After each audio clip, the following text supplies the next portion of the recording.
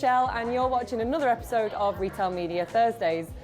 Despite this probably coming out in February or March, it is in fact the week before Christmas when we're filming it, as you can tell by the festive jumper and the tree in the background. And I've been driving home for the holidays, so decided to stop by one of our favourite people, Dean Harris, Head of Member Rewards and Retail Media at the Co-op. Dean, welcome and Merry Christmas. Merry Christmas to you, yeah. Welcome to Retail Media Thursdays. Do you want to introduce yourself? So I'm Dean Harris. I'm Head of Membership Commercial at Co-op in the UK. So it's not exactly does what it says on the tin job title, but I roughly have two remits. So I look after all our member rewards or our loyalty rewards. So any discount one of our members gets in any of our business, that comes through my team. And then more topical today, I suppose, is I look after our retail media business. So trying to grow that, aligning to brands' needs, improving our toolkit, and trying to grow that arm of Co-op. Cool, well I'm looking forward to digging into those areas, but before that we have a bit of a tradition on Retail Media Thursdays. What's your peak of the week?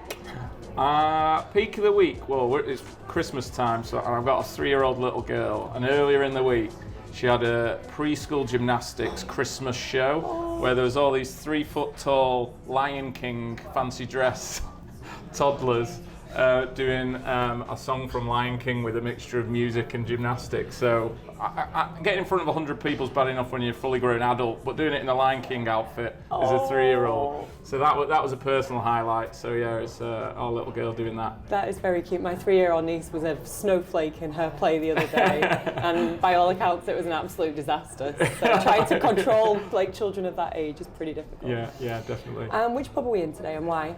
So we're in the Jolly Fresher in Lymm, which is in Cheshire, northwest of England. So I love this pub because of the atmosphere. So I know some people like the really busy pubs or the really busy bars, or those that are absolutely quiet, and this is a nice balance of two. It's relaxing, but there's an atmosphere of joy and stuff like that. It's one of those where if you let on to someone at the bar, they don't look at you like you're a strange person. They actually, say hello and stuff like that. So I just like the atmosphere, and I know we're in the middle of the winter, gale force winds outside, but the beer garden is amazing. They have a teepee, loads of benches, it's massive.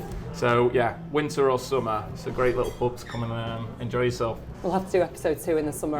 We'll go in the summer, Cool. So we have a lot of viewers in the US. They might not know who the Co-op is. Do you want to just give a quick overview for anybody? Yes, the Co-op is a UK group of businesses. So we have, I'll try and remember them all. We've got a grocery business called Co-op Food.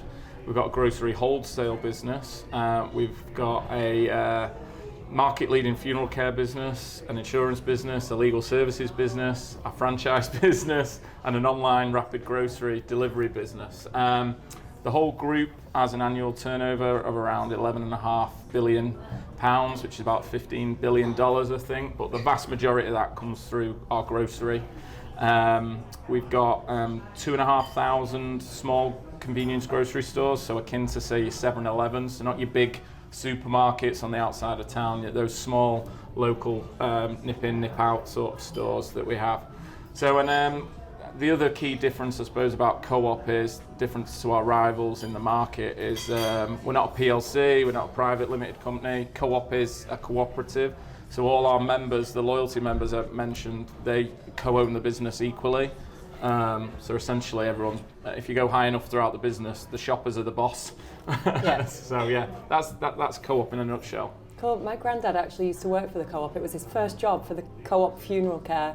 So he told me to say hi. He's now 101. 101? That's good going, that, there's generations, because I think it's 1844 Co-op started. So as a model, it's done really well, to go through all those times. So there's a lot of people that have grandfathers, great-grandfathers that had worked for the Co-op after all these times, so yeah. You mentioned there that you have a lot of smaller stores. Now, obviously your market share isn't as big as the Tesco's or the Sainsbury's. So kind of taking a step back, how do you even start thinking about what your value prop is from a retail media point of view? How do you think about one, identifying it, articulating it, developing it, and where have you landed? What is your value prop from a retail media perspective for advertisers? So this is something I'm really excited about. So I think historically, just being able to do retail media was enough, and now everyone's trying to find some differentiation in the market, and I think Co-op's got a really ownable area as being market leaders in convenience. So if you think about the difference between a convenience mission and a large supermarket mission. Large supermarkets, you got big stock shop, 27 aisles, outside of town, you got to drive to it, you often go with a shopping list, big trolley, spend 30 or 45 minutes in there, high basket spend, low frequency. Convenience, often come to on foot, lower spend, higher frequency. Don't come in with a shopping list. If you're like me, you'll go in for a pint of milk and come out with 5 things or juggling them. So, yeah. So, and I think the big difference is that those aren't necessarily rivals. So, a large supermarket and a convenience, they sell the same thing. We both sell bread, we sell eggs, booze, treats, confectionery, but we're complementary to each other from a retail media point of view. So we're not seeing it as a co-op versus a Tesco, it's a co-op and a Tesco. So that's a key propositional point. And if you've got retail media in your plan as a FMCG brand, you're missing out on a huge portion of missions and opportunity and shopper types if you just focus on large supermarket and discount convenience. I think the other area as well is if the trends in retail media continue in the way they do around retail media having a brand impact, and you look at convenience, it becomes even more appealing to a brand advertiser because you've got high frequency, you've got broad reach, we've got 2,500 stores around, I think it's every single zip code, postcode across the United Kingdom. So if media should be valued on how many different people see it, how many times they see it, and how much attention they give it, convenience is massive. We're 7th in market share, but we're 2nd in transaction share. Right. So eyeball share, we're 2nd. So that's an area where we can really punch above our weight. And like I say, you combine difference of convenience missions with that sort of media value, and brands have an opportunity to, the sales activation through different missions, but then that halo brand impact from advertising. So I think that is quite ownable for us. I don't think it's a territory where some of the big supermarkets can enter confidently. So yeah, it's a really exciting place we're going to try and put ourselves in. Yeah, I think if I think of my own mindset when I go into the co-op, it's very different to when I'm in Tesco. And you're right, like I go in there probably 3 or 4 times a week, and Tesco once a month if I can help it. Even ad visibility. So if you think about an app fixture ad, so in a large supermarket, a coffee ad might be on aisle 17, and it's just got coffee in that aisle. In a convenience shop, the coffee ad's on aisle 2, and if you're buying biscuits, cereal, bread, coffee's on that same aisle. So you're appealing to more cross-sell audiences, and your ad will be seen by more shoppers that walk into that store. So yeah, the ad visibility aspect's amazing as well. Yeah, I've spoken to a lot of retailers this year about the journey they've been on in terms of getting buy-in and making retail media kind of a strategic priority within their organisations. Where are you at the co-op? Is it like, are you halfway through that journey? Are you at the end of that journey? Are you still at the beginning? What journey have you been on in terms of executive buy-in, and where do you still need to go? I think that 2023 was kind of the penny drop moment. So I don't know if that's the start or the end. I see it as the start. I think at co-op, like we've seen double-digit growth for like 7 years in retail media income, or shopper media. It's basically transitioned into retail media, and that was quite low effort for the business. They didn't have to invest in people, in capabilities. It came naturally. So that represented a bit of a problem in that you could just leave it alone and it's doing quite well, versus this grocery market where you've got to fight just to stand still. Well, I think what the business has realised now is if you do invest in the people, in the tools, in the marketing of your retail media proposition, the return on investment is really lucrative. So from that sort of where do you place your bets to grow your profit as a business, retail media is now getting the attention from our exec, and we've increased our team size. We're looking at, we've entered into a LiveRamp partnership to collaborate with data more, with brands on data more, and things like that have happened because of that shift. I think other barriers to it in the past were this view that your commercial teams and your retail media team are fishing in the same pond. So there's this sort of, if your retail media income goes up, it's probably because your prices from your brands have gone up or your promotional investment's gone down, and winning in one area means another area has to lose. I think the trends are now supporting, and there's a lot of confidence with media and exec have conversations in the marketplace as well, that it's not, retail media isn't growing at the sake of the commercial pot, but it's growing because media money is moving in different places. I think that combination of ROI, media attention, and that reassurance that there's not an impact on our cost price or our promotional proposition, our core commercial model, has led to it being more important at the business. Cool, so it definitely gets the attention. Yeah. No brainer. You mentioned when you introduced yourself that you've got two parts to your role. So you've got the member rewards and you've got the retail media. Now, I think rightly so, they go very well together. How have you seen the member reward side and loyalty schemes kind of evolve over the years? And what are you going to do in the future to kind of make that connection between the two even stronger? Like, how important are they to manage them together? So at the start of this year, retail media came in. So I had member rewards and retail media came under my remit. So it was like a purposeful decision to bring retail media closer to first party data essentially and our loyalty proposition. And a couple of reasons for that. One is brands want more targeted activation opportunities, and a loyalty program gives you that. So for instance, in our app, you don't have to give everyone an offer like you do on the shelf. You can say, I only want these specific members to see this offer, and I want to see how many of them go and redeem it, and then after the fact, how many carry on buying it. So you get loads more as an activation point of view.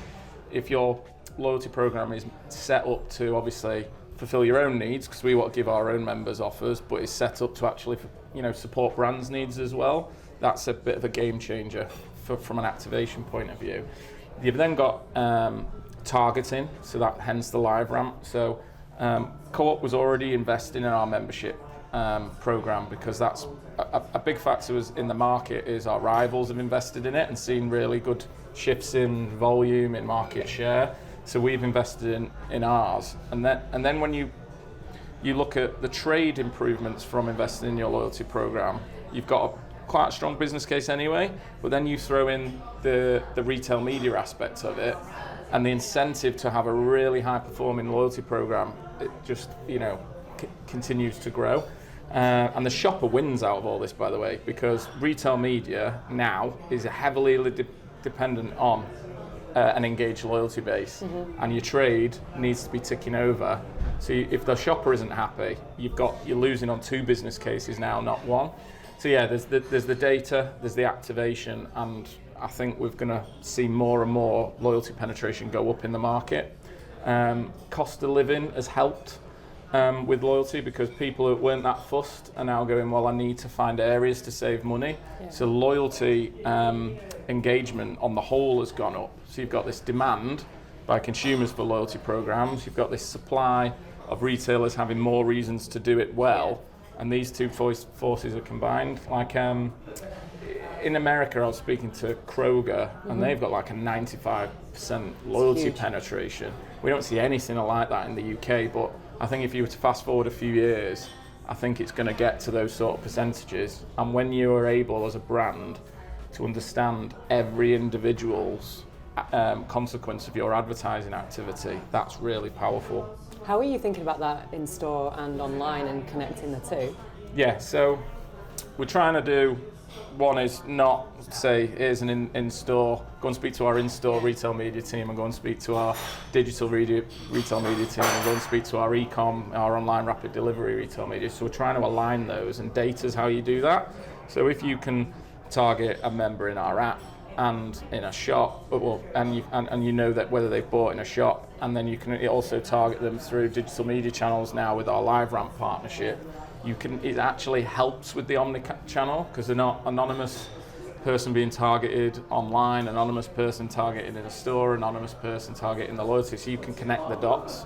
And also at an individual basis, a brand can understand which type of consumers respond to different messages in different channels, and the optimization of that keeps going. So you can never stop, test and learn now. Final question. Yeah. So one of the buzzwords in the industry, I always like to throw in something that's a bit of a curveball. So one of the buzzwords this year has been standardization. Yeah. What's your take from a retailer's perspective? Is this something you are keen to get behind? Is it what the industry actually wants? Like, what's your feelings on the topic? I think it's like probably the noisiest area of retail media at the minute, especially from brands. I know there's IAB events, there's ISBAR documentation, there's lots of events happening on standardisation. I think standardisation is a solution, not the problem. I think transparency and trust is the problem, and standardisation has sort of been the go-to area to do it, and it will help. But I think I think there's a brand retailer sort of, we're in a sort of supplier and client mode at the minute. I think we need to move toward this sort of partnership mode, and the only way that can happen is if we're more transparent and trusting of each other. It reminds me a little bit of what a brand I think thinks a retailer acts like, is that scene in Pulp Fiction where they open up the briefcase and it's just shining gold, but you never get to see in it. And I think it's a brand's on the other side of that table, and you've got to turn the suitcase around at some point in time. So I think transparency, collaboration, and involving each other in discussions is the way to go. Standardisation is potentially one element of that. The other thing when I've spoke to brands is they're finding it really hard with a fragmented media plan to compare which channel is more effective than another, because you've got apples, oranges, carrots, bananas, lemons, yeah, and they're like, you need to make this easier for us. We're really struggling here, and standardisation helps them do that. But ultimately, sometimes those channels aren't comparable, and it's really difficult to compare them. So just being open about methodologies, even sharing data, is probably going to be the way we go, which is going to say, how did you get to that number? And you're not, they shouldn't have to ask eventually. Yeah. It's just an open book, but it'll take a while to get there. Yeah, and I'm totally aligned with you. Like, we've been involved in a lot of this standardization conversation, and similarly, it's not the standardization that people want, it's that transparency. They want to know, like, they want the flexibility. Advertisers are smart nowadays. Like, they're not necessarily being told everything has to be exactly the same. They just want to know how you've got to a certain number and how they can use it and what it means to their business. Yeah, there'll be a bit of a fear of standardization. So I think transparency, retailers are more comfortable with that. Standardization, I think there's a bit of a fear, because say you've reported ROI for ages, and then you go, well, we'll move to the standardization model, and that ROI drops. That's a bad news story you've got to tell your clients. Yeah. And what happens, or how do you manage that as a retailer? Whereas transparency would be, this is how we've worked it out, and that's how we've got to this number. Yeah. We can report it on this other number, but just let you know the methodologies are different. Yeah. That's more comfortable. We're lucky at Cork because we've only just started to get into more of the digital media, the data-driven digital media, because a lot of the standardization is in the digital space. So like our physical estate in grocery makes up like 95% of our sales. So it's not, because we're convenience, it's not that big truck coming to your house and dropping off all your groceries, it's that small delivery. So it's not a big portion of our retail media income, but it will grow. So we have the added advantage of, well, we can standardize from the start and not have to worry about recorrecting all our numbers. So we have a tradition, Go on. Another tradition on Retail Media Thursdays, quick fire round at the end. Obviously it's the week before Christmas, so I've gone with a Christmas themed quick fire round today. What is your favourite Christmas movie? Home Alone. It's a good one. My niece is obsessed at the moment. It's brilliant. If you had to lose your pigs in blankets or the turkey off your Christmas dinner plate, which one would it be? I'd lose the turkey, Me too. I'd keep the pigs in blanket. I heard that on the radio as I was here, and apparently 80% of people said exactly the same. They'd rather have a pig in blanket than they'd have turkey. Yeah. Traditions are changing. What's the most memorable gift you've ever received? Why is this coming to my mind? But I was in a Secret Santa at work, and they did like a bad Santa, which is inappropriate gifts. Is this decent for camera? and I got like this Christmas underwear, and then one of the senior directors that put this in, not knowing who would get it, then went, that was me, and it was the most awkward 5 seconds of my career, I think, in how to acknowledge that gratefully or comically. So That's the one that worryingly came to my mind. Yeah. I love that that's the first thing that actually came to mind. Would you prefer to have 3 foot of snow or no snow at all? 3 foot of snow. I think just see my daughter's reaction to that snow. I think, yeah, 3 foot of snow. Go for it. What Christmas traditions do you have?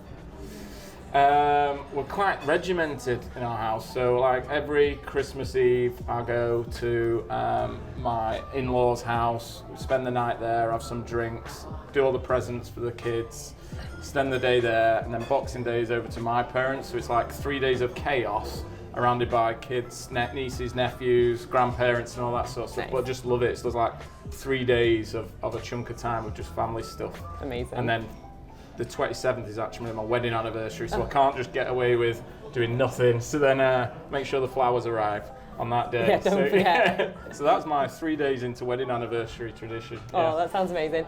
So thank you so much. It's been great to see you. Have an amazing Christmas and cheers. Cheers. Thank you.